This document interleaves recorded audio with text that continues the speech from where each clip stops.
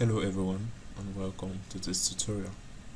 This is actually a continuation of my previous tutorial where I showed you how to get flat types data into Power BI. So at times you might have to change the location of a source file for a data source during development, or if a file storage location changes. To keep your reports up to date, you will need to update your file connection path in Power BI. Power Query provides a number of ways for you to accomplish this task so that you can make this type of change when needed. For that, we'll simply go to the queries group and click on transform data. Under transform data, you go to data source settings. Under your data source settings, you will find change source.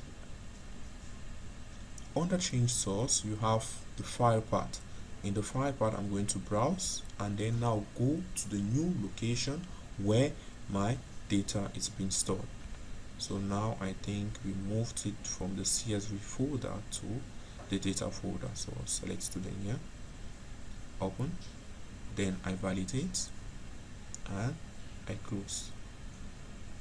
So now you need to note that if you change the structure of that data and is no longer the same as the structure of the one in Power BI here that you can see, you may encounter certain errors, but I'll show you how you can resolve that in my upcoming tutorial. So back to my visual.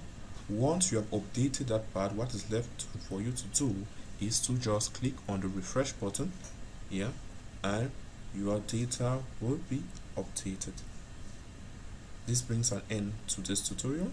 Thank you for watching.